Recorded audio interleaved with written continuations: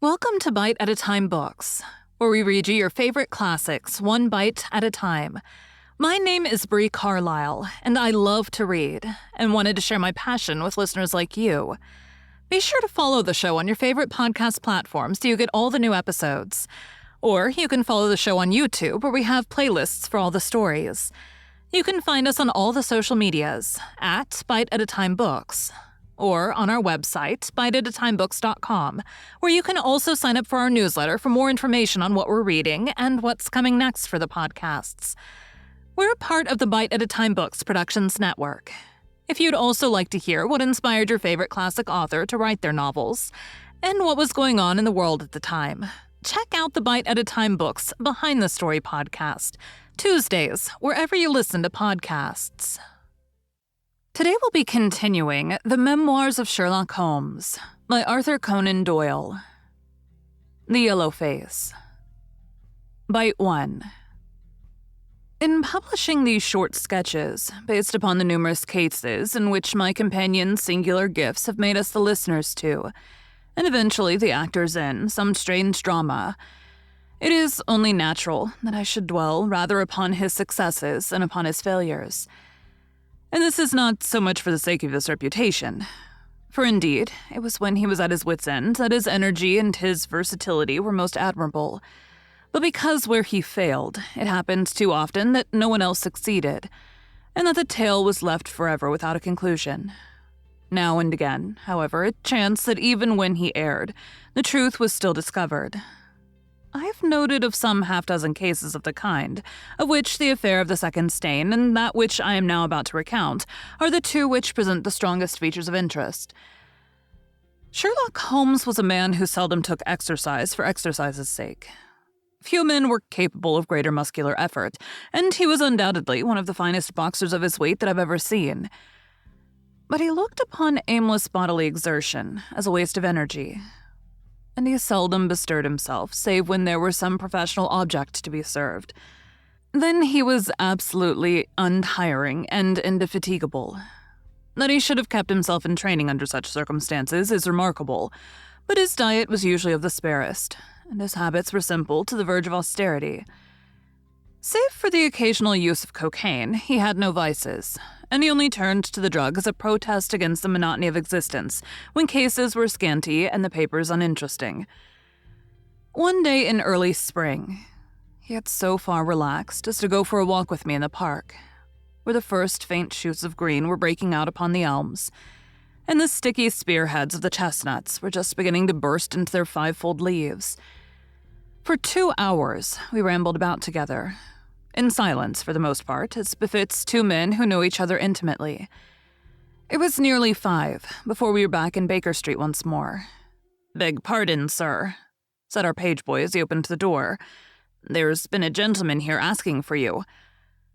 Holmes glanced reproachfully at me. "So much for afternoon walks," said he. "Has this gentleman gone, then?" "Yes, sir." "Didn't you ask him in?" "Yes, sir, he came in." "How long did he wait?" "Half an hour, sir." "He was a very restless gentleman, sir. A walk-in and a stampin' all the time he was here. I was waiting outside the door, sir, and I could hear him. At last he outs into the passage, and he cries, 'Is that man never going to come?' Those were his very words, sir. 'You'll only need to wait a little longer,' says I. 'Then I'll wait in the open air, for I feel half choked,' says he. 'I'll be back before long.' And with that he ups and outs, and all I could say wouldn't hold him back." Well, you did your best," said Holmes as we walked into our room. "It's very annoying, though, Watson. I was badly in need of a case, and this looks, from the man's impatience, as if it were of importance. Hello, that's not your pipe on the table. He must have left his behind him. A nice old briar, with a good long stem of what the tobacconists call amber. I wonder how many real amber mouthpieces there are in London. Some people think that a fly in it is a sign. Well, he must have been disturbed in his mind to leave a pipe behind him, which he evidently values highly." "How do you know that he values it highly?" I asked. "Well, I should put the original cost of the pipe at 7 and 6 pence. Now it has, you see, been twice mended, once in the wooden stem and once in the amber. Each of these mends done, as you observe, with silver bands, must have cost more than the pipe did originally. The man must value the pipe highly when he prefers to patch it up rather than buy a new one with the same money. Anything else? I asked. For Holmes was turning the pipe about in his hand and staring at it in his peculiar pensive way. He held it up and tapped on it with his long, thin forefinger, as a professor might who was lecturing on a bone. Pipes are occasionally of extraordinary interest, said he. Nothing has more individuality, save perhaps watches and bootlaces. The indications here, however, are neither very marked nor very important. The owner is obviously a muscular man, left-handed, with an excellent set of teeth, careless in his habits, and with no need to practice economy. My friend threw out the information in a very offhand way, but I saw that he cocked his eye at me to see if I had followed his reasoning. You think a man must be well-to-do if he smokes a 7-shilling pipe, said I. This is Grosvenor mixture at 8p an ounce, Holmes answered, knocking a little out on his palm. As he might get an excellent smoke for half the price, he has no need to practice economy. And the other points? He has been in the habit of lighting his pipe at lamps and gas jets. You can see that it is quite charred all down one side. Of course, a match could not have done that. Why should a man hold a match to the side of his pipe? But you cannot light it at a lamp without getting the bowl charred, and it is all on the right side of the pipe. From that, I gather that he is a left-handed man. You hold your own pipe to the lamp and see how naturally you, being right-handed, hold the left side to the flame. You might do it once the other way, but not as a constancy. This has always been held so. Then he has bitten through his amber. It takes a muscular, energetic fellow, and one with a good set of teeth to do that. But if I'm not mistaken, I hear him upon the stair, so we shall have something more interesting than his pipe to study. An instant later, our door opened, and a tall young man entered the room. He was well but quietly dressed in a dark gray suit, and carried a brown wide-awake in his hand. I should have put him at about 30, though he really was some years older. I beg your pardon, said he with some embarrassment. I suppose I should have knocked. Yes, of course I should have knocked. The fact is that I'm a little upset, and you must put it all down to that. He passed his hand over his forehead like a man who's half-dazed, and then fell, rather than sat down, upon a chair. I can see that you've not slept for a night or two, said Holmes in his easy, genial way. That tries a man's nerves more than work, and more even than pleasure. May I ask how I can help you? I wanted your advice, sir. I don't know what to do, and my whole life seems to have gone to pieces. You wish to employ me as a consulting detective? Not that only. I want your opinion as a judicious man, as a man of the world. I want to know what I ought to do next. I hope to God you'll be able to tell me. He spoke in little, sharp, jerky outbursts, and it seemed to me that to speak at all was very painful to him, and that his will all through was overriding his inclinations. It is a very delicate thing, said he. One does not like to speak of one's domestic affairs to strangers. It seems dreadful to discuss the conduct of one's wife with two men whom I've never seen before. It's horrible to have to do it, but I've got to the end of my tether, and I must have advice. My dear Mr. Grant Munro, began Holmes. Our visitor sprang from his chair. What? He cried. You know my name? If you wish to preserve your incognito, said Holmes, smiling, I would suggest that you cease to write your name upon the lining of your hat, or else that you turn the crown towards the person whom you are addressing. I was about to say that my friend and I have listened to a good many strange secrets in this room, and that we have had the good fortune to bring peace to many troubled souls. I trust that we may do as much for you. Might I beg you, as time may prove to be of importance, to furnish me with the facts of your case without further delay? Our visitor again passed his hand over his forehead, as if he found it bitterly hard. From every gesture and expression, I could see that he was a reserved, self-contained man, with a dash of pride in his nature, more likely to hide his wounds than to expose them. Then suddenly, with a fierce gesture of his closed hand, like one who throws reserve to the winds, he began. The facts are these, Mr. Holmes, said he. I am a married man, and have been so for 3 years. During that time, my wife and I have loved each other as fondly and lived as happily as any two that ever were joined. We have not had a difference, not one, in thought or word or deed. And now, since last Monday, there has suddenly sprung up a barrier between us, and I find that there is something in her life and in her thought of which I know as little as if she were the woman who brushes by me in the street. We are estranged, and I want to know why. Now, there is one thing that I want to impress upon you before I go any further, Mr. Holmes. Effie loves me. Don't let there be any mistake about that. She loves me with her whole heart and soul, and never more than now. I know it. I feel it. I don't want to argue about that. A man can tell easily enough when a woman loves him, but there's this secret between us, and we can never be the same until it is cleared. Kindly let me have the facts, Mr. Munro, said Holmes with some impatience. I'll tell you what I know about Effie's history. She was a widow when I met her first, though quite young, only 25. Her name then was Mrs. Hebron. She went out to America when she was young and lived in the town of Atlanta, where she married this Hebron, who was a lawyer with a good practice. They had one child, but the yellow fever broke out badly in the place, and both husband and child died of it. I have seen his death certificate. This sickened her of America, and she came back to live with a maiden aunt at Pinner in Middlesex. I may mention that her husband had left her comfortably off, and that she had a capital of about £4,500, which had been so well invested by him that it returned an average of 7%. She'd only been 6 months at Pinner when I met her. We fell in love with each other, and we married a few weeks afterwards.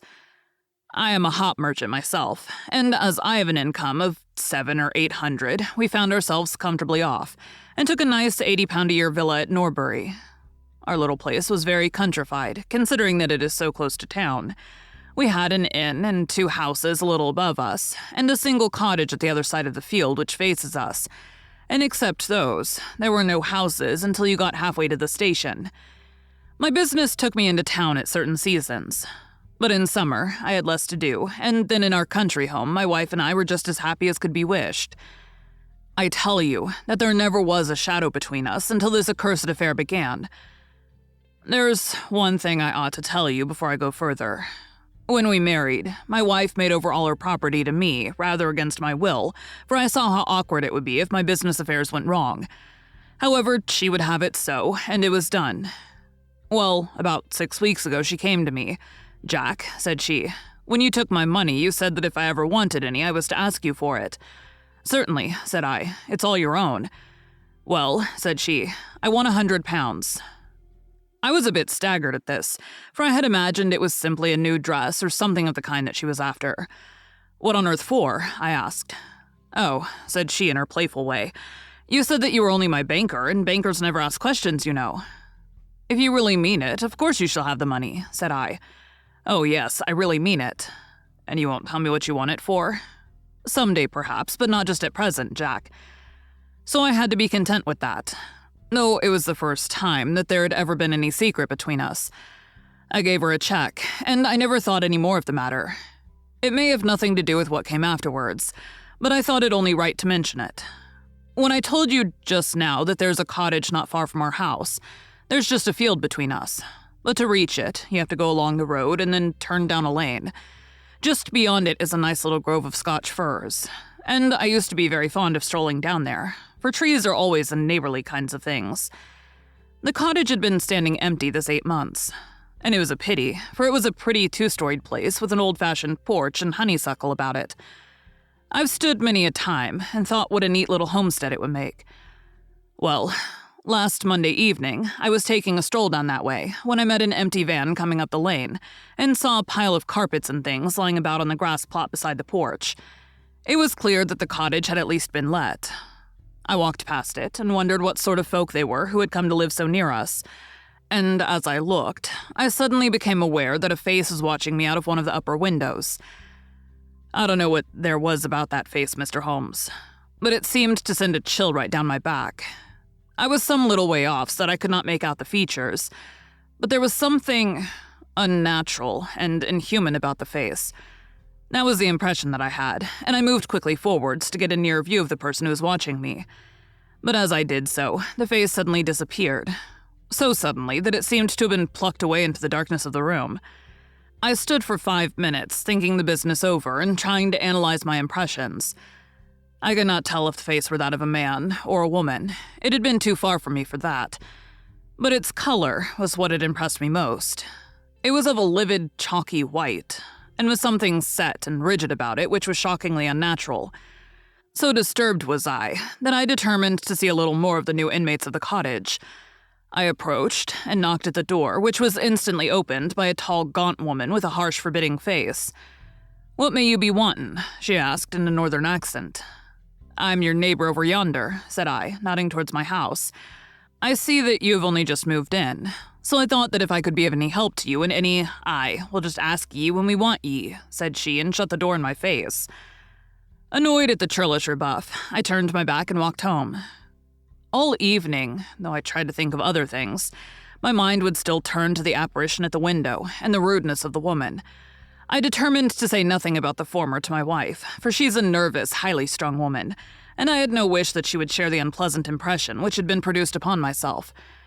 I remarked to her, however, before I fell asleep, that the cottage was now occupied, to which she returned no reply. Thank you for joining Bite at a Time Books today, while we read a bite of one of your favorite classics. Again, my name is Bree Carlile, and I hope you join us tomorrow for the next bite of the Memoirs of Sherlock Holmes. If you enjoyed our show, be sure to follow us so you get all the new episodes. We would also love for you to drop us a rating on your favorite podcast platform. You can catch us on all the social medias at Bite at a Time Books, or check out our website, biteatatimebooks.com, where you can sign up for our newsletter. Our show is part of the Bite at a Time Books Productions Network.